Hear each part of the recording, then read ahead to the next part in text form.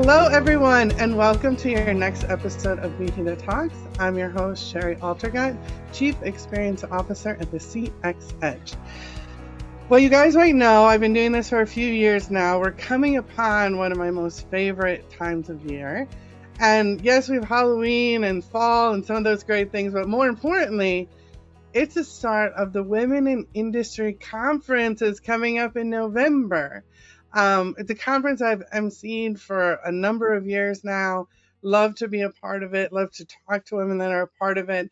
And today we have a very special guest who will be one of our keynote speakers at that conference. We have Brittany Neish, who is a CEO and founder of What You Do Matters. Like I said, Brittany will be speaking at our MHEDA Women in Industry Conference. Brittany, I know we've talked a few times before, but I'm so excited you're on the podcast today. I have 10 million questions for you. I wish we had hours of time, but we're going to try to distill it down. All right. I'm game. I'm here for it. We're ready to go. Well, I appreciate you taking the time, and we've kind of talked. You look at yourself as a career strategist, and I know, and I don't want to steal any of your thunder, so I'm going to let you talk about it. But I know at the convention we're going to be talking about careers, and you talk about pivot points in your career and how to kind of navigate those. So I'm sure people are going to have a ton of questions. I already have a ton of questions. But I was hoping if we could just kind of open up the table with you telling us a little bit about yourself and how you got started. Yeah, I love this question. Well, because I think it also completely mirrors that very hard interview question that we are all asked. And we're like, oh no, the tell me about yourself question. But I actually love it because we could take it so many ways. And so I was thinking about this, knowing you would ask this because we all ask this question. And the thing that I really like to talk about when I introduce myself is that I am one of those people that have that squiggly career. And having that squiggly career has been something that has served me so well, meaning I've bounced around to so many different things. And the through line has been that I've always followed my passion or that curiosity that I have at the time. Because I know people talk about passion and they go, that seems a little fluffy. I'm not really sure what that means. But it's really about curiosity, what's interesting to you. So for me, as I started off my career, which I really believe all of us start our careers in college or when we're getting that further education. And so for me, I actually went to college as a musical theater major. A lot of people don't know that, but Brittany here thought she was going to be like maybe the next Elle Woods on Broadway. And what was really great about that experience is that I had an amazing counselor, an amazing advisor of that program that I was part of.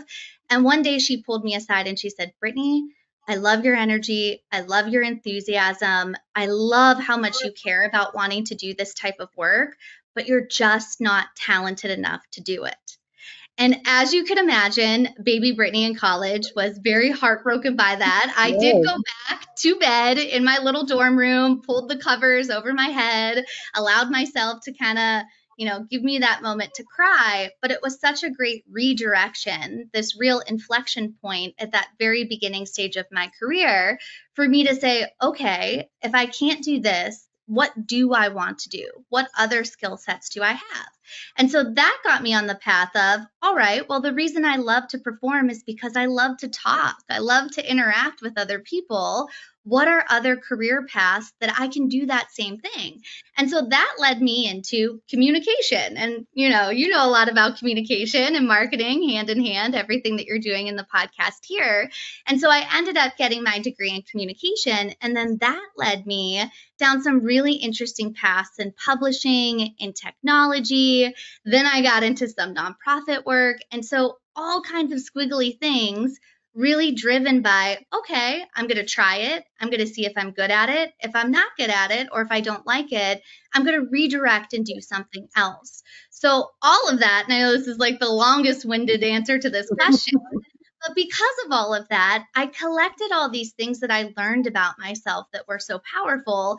And one of those biggest learnings was that I love development. I just simply love to learn. I love to grow. And so that led me to go, okay, well, how does that become a career? Who gets to focus on development? that's when I found out you could actually go to school for organizational psychology and human behavior and use that to help develop others. So I ended up doing that after 15 years in marketing and advertising, which was one of the squiggly paths that my little career exploration had led me on. But after I had gotten my master's, I said, you know what? I think I really want to do this work in bigger ways. I did a small stint internally at an organization I had been with for 7 years. They let me take a lateral move into the HR team to do that work. It was an amazing experience, but it also showed me, as someone that had come from marketing and communications, that I was a disruptor, meaning I like to break things and ask for forgiveness later. And HR, at least the department I was at the time, that's not how they function. So it wasn't a great fit from that lens. But it really led me to take that leap and say, I still want to do this work, but I want to do it on my terms. And so that's when I started my own consultancy, What You Do Matters, which is really born from this whole idea, doing work that truly matters to us, following those curiosities. It opens so many doors. We show up differently when we're excited about our work in that way. I can clearly tell you, Sherry, you love the work that you do. I feel that from you. And I feel like we feel that in others. So I love to think about imagining a world where everybody is doing work that truly and uniquely matters to them. And for some people, that simply might be just doing a good job and showing up so that they can live the life that they want to lead. But if that's what matters most to them, that's okay too. And so that's what I get to do now. I work with teams and organizations and individuals to really help them create that career path that allows them to do that type of work. And it's all driven by those inflection points or pivot points where we have to decide, all right, this is where I've been in my career. How do I go from there to what do I want to do next? So that's a little bit about me in a very long way. No, I love it. That's a fantastic story. And there's so many great points in there that I loved when you talk about squiggly line, because mine's more like really sharp peaks and really deep valleys. But it's just a different journey for me. I also love, my mother is a retired guidance counselor of 30 years. So when she gets to hear this podcast, because if nobody else listens, she's going to listen. When she gets to hear you talk about guidance counselors and how that really kind of changed the trajectory, that's such a good point. That she'll love to hear, but I think it's such a good point for others to hear, because I think sometimes people struggle to really get that type of really honest feedback, and I think we kind of live in this culture sometimes that's a little too coddling and saying, you're good at everything and you can do everything, but to find somebody that really is honest with you, that will set you on a much better path, is so important too. So I think that's a really great point. Kind of moving into, let's focus a little bit more on kind of professional goals and career development. I talk to a lot of women, that will say that they're not necessarily happy. And, my first question is always, well, what are your goals? What do you strive to be? And the answer I get more often than not is kind of, I'm not sure. And I'm a person that's always lived in the goal world, that I can create goals and then I need something documented that I can go out and do. That's how I've kind of managed myself. And I don't think it's any different when it comes to professional development, is setting the same type of goals. So how do you recommend that people set those goals, first of all? Because I think that's what people really struggle with, is just setting the goal. What does that look like? So how would you recommend people go about that? Well, I love this question so much, and I love for you that you're like such a planner and goal setter, a gal after my own heart, because I'm the same way. Like if I don't have an action plan, I'm like, what am I even doing? Like where is my direction going right now? But I think so many people struggle with this on the professional side is because from a work standpoint, we have the performance management process, right? Which that's goal setting. Our organizations typically require people to create those goals. And so I think people get it really stuck in their heads on the professional side that it has to be related to their current role. And that could be very confining, especially if you're someone that's like, well, I don't even like my role. I don't know if I'm going to be in this role for much longer. I might want to do something else, but I don't know what it is, just like you're saying. I think that becomes the barrier point. So when I'm coaching people to go, okay, what is it that you actually want in your career? I love starting with something I created called the Career Clarity Compass, because we all want clarity, right? And so the Career Clarity Compass is all about, what is the vision that you have for your career? Like, if you just give yourself that moment to pause, where do you see yourself? Like, really think about it. And I love to do this like whole activity, which does sound a little fluffy, but I promise it works, where you really envision your career like a movie. Like, if you're imagining yourself even a year from now, where are you going every day? What are you wearing? Like, are you sitting at home? Are you walking into an office? Like, those gives you so many context clues into those things you actually want. And that helps you create the vision. So vision is first. Second, what are your values? Like, some people, a huge a value of theirs is achievement. Meaning they're like, I want to get stuff done. There are big things that I want to accomplish. And so that's really important to me to hit these particular mile markers. Other people, though, they might have a value of, I want to have family happiness, meaning like I don't want work to take over every single other area of my life. So getting really clear on what those core values are is so significant, because it helps you understand not just what the goals you want to have are, but how you actually want to show up as you're achieving those goals. And I think that's a big differentiator.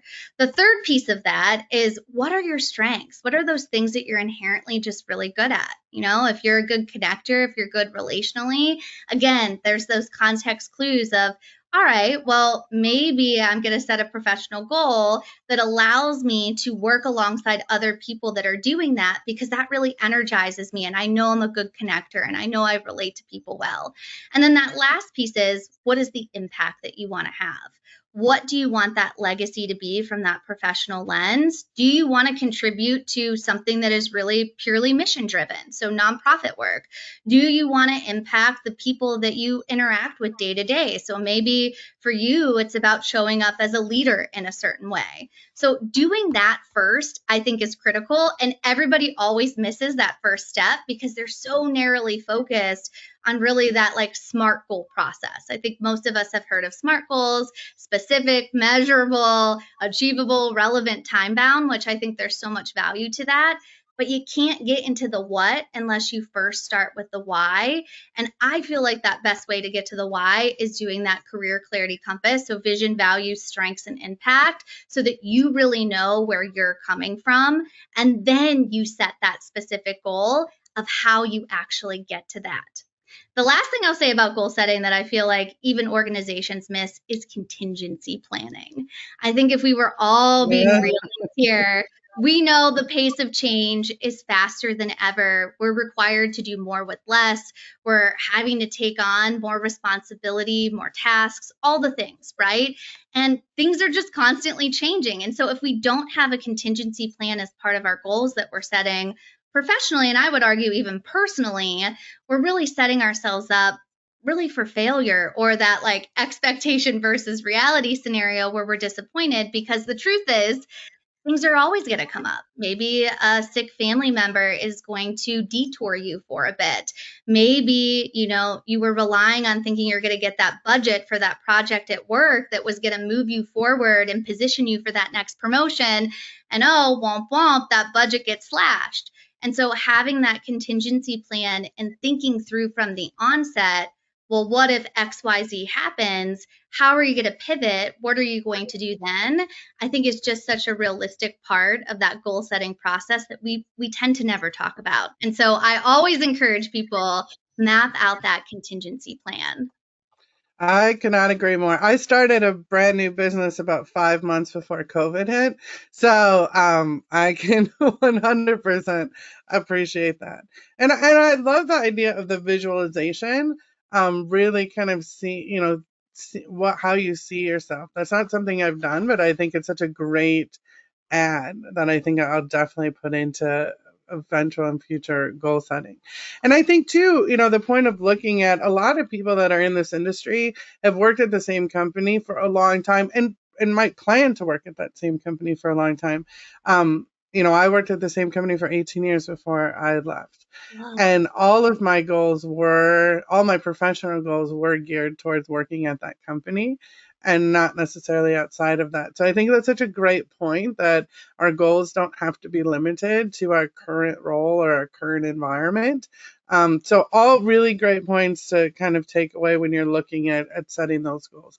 I think the Yeah, first step is just doing it though. You have to do it. You you have to set a do. goal. You You have have to. to do it. And one thing I think is really important to add on to what you said, because I think that is very key, because I do know a lot of people that want to long term stay at an organization. And I think that's very different in goal setting than just looking at your current role. And that's Yeah. like, I think that's a big differentiator too. It's that, okay, well, look at the landscape of the organization that you're at, look at the industry trends that are out there. That goal that you might have for yourself may be creating a team or a department that doesn't even exist yet at that current organization. So just getting yourself to like push through just the current role, I think is so important. But yes, it absolutely pertains to whether you want to do something externally different or whether you want to continue growing internally as well. Yeah, such a great point. So I want to skip to another thing that comes up pretty frequently in some of the women that I mentor and other women that I talk to in this industry. And it's that they really love the company they work for. They might really love what they do, but they really feel marginalized in their role. They feel that they're not getting necessarily the respect that they deserve, in some cases, not the pay they deserve, but they feel stuck because they don't want to leave because they enjoy so many elements of it. But there's this black cloud kind of over their head with feeling really not appreciated and marginalized to a degree. What advice would you have to people that are in positions like that? Yeah, well, I would say one, as a woman in the workplace who has been in industries like manufacturing and tech, I get it. I've been there, and it's hard. Industries that are predominantly male dominated, and you feel like all these things are happening around you. My best advice, and what I've always done for myself in those situations, is to remember what is still within my control. So there's always going to be so many things in our careers, in our professional lives that are outside our control, right? Like we can't, strong arm someone and say, you have to pay us this. I wish we could do that. I wish that was a negotiation tactic, but we really can't, right? At the end of the day, we can do so many things, and then we might not get that outcome because the outcome is out of our control. But there are so many things that are still within our control, like how we get involved with organizations within our industry, even outside of our workplaces. So I have seen time and time again, and it's kind of funny because we are on the MHEDA podcast, which is perfect to Mhm. talk about this. But I've seen time and time again when people are feeling marginalized, when I have felt isolated and I have felt like, whoa, like what is happening here? The biggest thing to get out of that is to go, I know I'm actually not the only person experiencing this. It might Mhm. feel like that in this given moment, but I know that my people that are having the same experience in a similar or adjacent way are out there. And so I need to find them. And so that's something that's in my control. And you find them by connecting with industry organizations like a MHEDA, or for me, when I was in manufacturing, women in manufacturing, or things like that, where you could really find your people and have that shared experience so that you don't feel like you're alone. Because nothing feels worse than when you're sitting in that moment, you're like, I feel isolated. I don't know what to do. I'm frustrated. I'm a little resentful. Where do I even go from here? And so the way out of that is remembering, well, I can take action in different ways. And that action involves creating a shared experience with other people that are navigating this.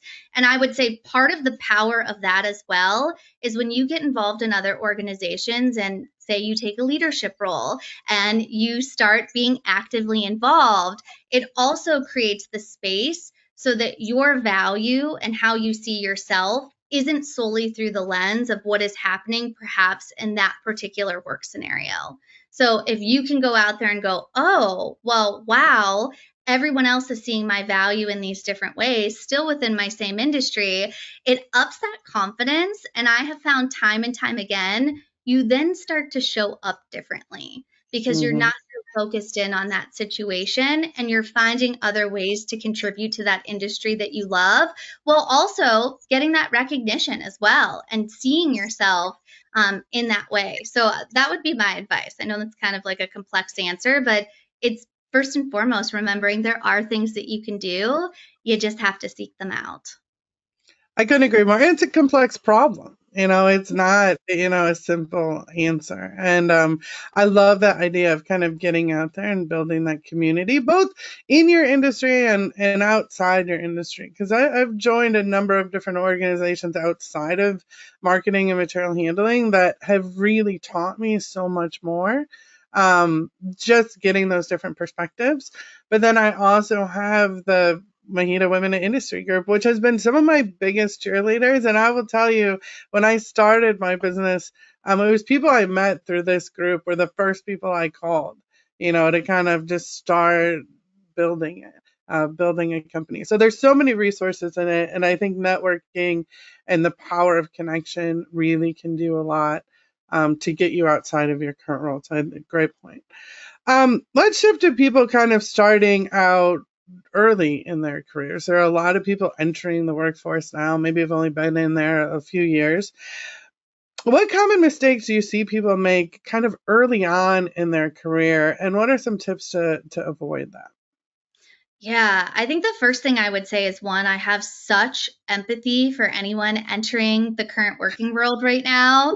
I just think that is the most important thing to say because I mean, man, it is tough out there right now in so many ways. And I think coming off of post pandemic times, anybody that is early in career is already at a disadvantage, meaning just the way the work environment has changed, the hybrid model. We know from research that hybrid and remote working serves senior leaders really well, people that already know how to navigate the professional working world. Well, we also know from the research that for early in career, that's really hard because they're not really understanding, well, who is who do I go to for what? All those, I would guess, implicit norms, you would call them, that you just don't see from a virtual perspective. So they're just dealing with so much. So, one, I have so much empathy. But some of the things that I see early in career folks do that I think could really help them if they change this is, again, they are so focused. And I kind of mentioned this with one of the questions before on the task at hand. So, what the actual work is, like, what do I actually have to do and get done? Instead of being able to focus on how the work gets done. Because if we look at the professional working world, how the work gets done is actually the biggest thing we have to learn. Office politics, how you compromise, how you collaborate, how you influence, how you work on cross-functional teams. That's the how of work. And again, you could tell already those are the things that are hard to navigate when you're in a hybrid working world. And so I would say for anyone early in career, if they can really find ways to zero in on that how and find opportunities to ask questions, have internal mentors, external mentors, get really curious to understand how that work is going to get done in their current organization, that is going to set them up for so much more success because those are the tangible skills that are going to help propel them forward. Sure, they can knock out their to-do list all day long. I think we've all heard of the reports of early in career setting up like AI bots to be more efficient with their work, which it's like, wow, I love the innovation of all of that.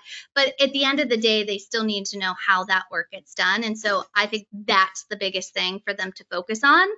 Number two, I would say too, is and in a way, this is a little bit of a double-edged sword, is that I see early in career folks opting out of a lot of things. So opting out, taking that extra initiative to ask to have somebody be their mentor, opting out of attending that networking event because it requires more time, energy, and effort.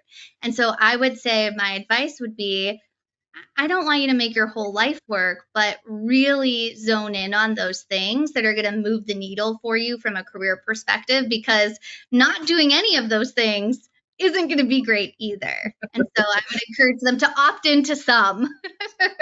It's fantastic. And I've told people, I was an opter-outer, early in my career. I was do a really good job. Hmm. and you don't have to do anything beyond that. And I was told, and when people ask me what's kind of the best piece of advice that I've received, one of it came from my mentor who told me I was an opter outer and I need to be an opter inner to really move the needle in my career. And it really was a huge shift for me. But it changed everything once I started saying yes to a lot of things. So and this was 25 years ago. So it was before the work from home and a lot of the virtual type stuff. So back then it was important. I think in today's world, it's 1,000 times more important because of how disconnected we've become. So I love that point. It certainly resonates with me. So I know we're getting to the end, sadly. I want to end on this one because it does come up a lot. I've heard a lot of different discussions about it, but I'm interested to get your perspective. We talk a lot about maintaining a healthy work-life balance and really safeguarding your mental health as it comes to work. And a lot of times I think those are really great words people use, but they don't do a Yeah. lot to really affect it. Um, so for you, how do you really maintain that healthy balance, but still continue pushing forward and upward in your career? Ooh, this is one of my favorite topics ever. And I feel like I have a controversial answer to it, which Right. is, That's my favorite. oh, me too. I love a little controversy. And that is, I believe, work-life balance is a lie. I think balance in general doesn't exist. I will tell you, in the span of my 17 years of being in the working world, it has never ever been a 50% split between 50% my life, 50% work. And I think believing that that is possible is setting us all up to be wildly disappointed and upset. And so I think it's a lot more about the seasons of our lives. And that's really how I think about it for me, because I will tell you, there have been many seasons in my life because of family things where family was a lot bigger than that 50-50 split, right? So this was a season where I still need to perform well at work, but I have to just do that basic foundational work that needs to get done, do a good job. I can't go above and beyond that, right? I have to be able to focus on family. There's also seasons in my life, like right now as a new business owner, where work is exponentially a bigger part of what I'm doing right now. And the Yeah. beauty of thinking of it like this is that seasons don't last forever, they're temporary. So we know we can go all in on one area as we need to, depending on what's happening with us, and then pull back when other things are more important. So that is really how I look at it. And I think this whole idea of work life balance is setting us all up to fail in that way. At least, so that's my like controversial hot take on it. Yeah, no, I think and that's a great point. I've looked at it, it's similar. I've just said you have to redefine what balance means. I think theoretically people are thinking of balance of 50-50. I just look at it, whatever balance means to you. And sometimes it's, 80%, it's 80-20. That's balance for me Yeah. this day. And so I think it's very similar in that approach. A fantastic answer. Thank you. Because I think we throw out these things and expect women, like, you can have your cake and eat it too, and you can do all of it. And the reality is there's still only 24 hours in the day, and you need to sleep some of those hours. So Yeah. it's really figuring out what makes the most sense. So fantastic. Brittany, you have made it to the lightning round of MHEDA Talks. I'm not sure if you're familiar with our lightning round. It's a pretty big deal to make it this far in the podcast. So I have 5 questions for you, just to get to know you a little bit better. But I first have to ask you if you're ready to enter the lightning round. Oh, I'm so ready. I'm so Okay. All excited. right. Um, we're kicking off. The weather's starting to get colder. My first question, I'd like to start off easy. What's your favorite fall activity? My favorite fall activity is watching spooky movies because I love scary movies. Oh, do you like the gory scary or like the thriller scary? I like both of them. Like one of my Oh, favorites is a thriller, which is called The Bone Collector. It's kind of like an older school one, little true crime kind of feel. all right. What is one thing you regret spending money on?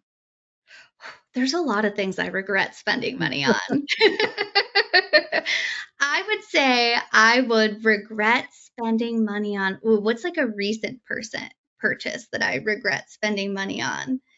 Man, you're really like stumping me here on like what would be a good one.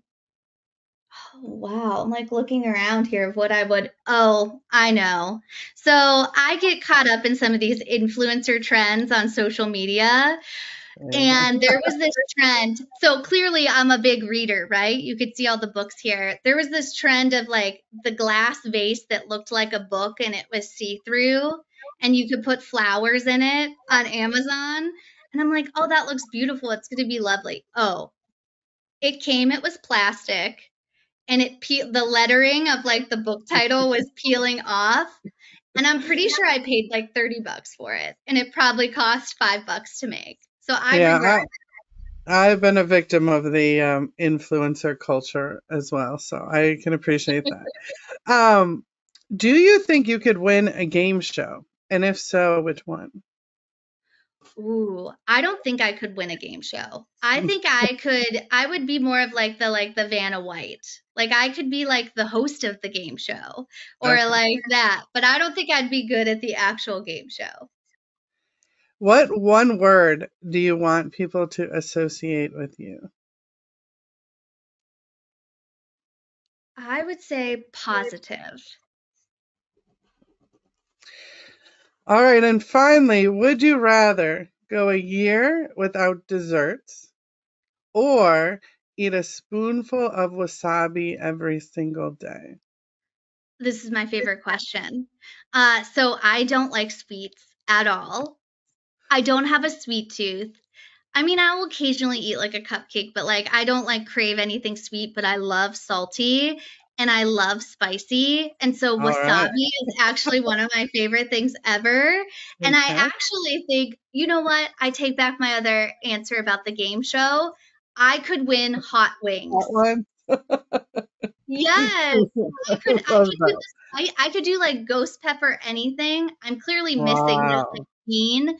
I don't eat my eyes don't even water. It's wild. That is wild. That is wild. We'll have to put that to the test in November. You have successfully made it through our lightning round. Thank you, Brittany. And thank you for being on the podcast. So everyone knows, again, I know I opened the podcast with the Women in Industry Conference. That's coming up November 6th and 7th. Registration is open. Brittany will be there. I will be there. Tons of other fantastic women in our industry will be there. If you haven't registered, make sure to register. You can find all the information through MHEDA.org. Hoping to see everyone there. Can't wait to see you in person, Brittany. Thank you so much for being a part of our podcast today. Do you have any parting words you would like to leave our listeners with? I would just say I am so excited for women in industry. As a gal's gal, I just know the power of community, of getting together with like-minded women, like-minded individuals. So I am just so excited, and this has been so fun, Shari. Well, thank you again, and we'll see you soon. We'll see you soon. Bye. This has been another episode of MHEDA Talks. I was your host, Shari Altergott. We'll see you next time.